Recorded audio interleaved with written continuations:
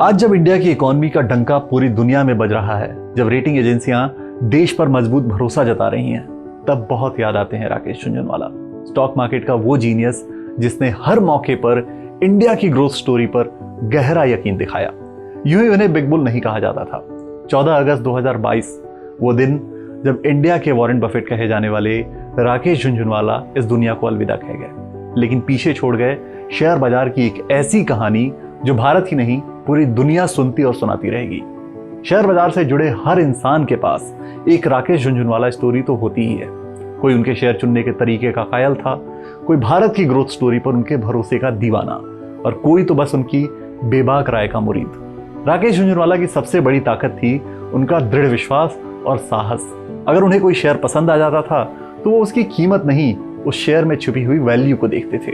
राकेश झुनझुनवाला को याद करते हुए उनके सहयोगी और रेयर एंटरप्राइजेस के सीईओ उत्पल सेठ ने कुछ ऐसा बताया जो उनकी इस खूबी की बेहतरीन मिसाल है।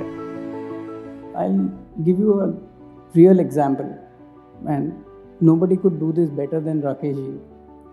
He bought his first lot of Titan at 32 rupees. Then we kept on buying. We bought at 80 rupees, then at 140 rupees, then at 240 rupees. We also bought at 900 rupees. He bought Titan at 30x of his first purchase price also. आज big bull हमारे बीच नहीं है, लेकिन उनके चुने share आज भी बाजार से दोगुनी रफ्तार से भाग रहे हैं। हमने एक बहुत ही बेसिक कैलकुलेशन की। हमने मार्केट वैल्यू के हिसाब से बिग बुल के टॉप 10 शेयर चुने और उसे कंपेयर किया निफ्टी के इस साल के परफॉर्मेंस से, सिर्फ ये दिखाने के लिए कि बिग बुल के जाने के एक साल बाद भी बाजार पर उनका दबदबा कायम है। तो बिग बुल के चुने हुए टॉप 10 शेयर्स थे, टाइटन से लेकर स्टार हेल्थ से लेकर टाटा मोटर्स और फेडरल बैंक तक, ये टॉप 10 शेयर थे। और इन टॉप 10 शेयरों की परफॉर्मेंस भी ठीक इनके सामने लिखी गई है।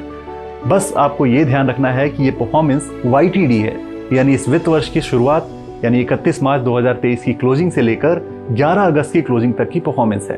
अब अगर आप इनका एवरेज परफॉर्मेंस देखेंगे तो इन 10 शेयरों का एवरेज परसेंटेज रिटर्न है 25.07%, और इसी अवधि में निफ्टी की परफॉर्मेंस रही है 11.91%, यानी निफ्टी के रिटर्न से 2 गुना से भी ज्यादा। राकेश झुनझुनवाला नाम के जीनियस को सिर्फ एक उदाहरण या एक कैलकुलेशन से समझना नामुमकिन है।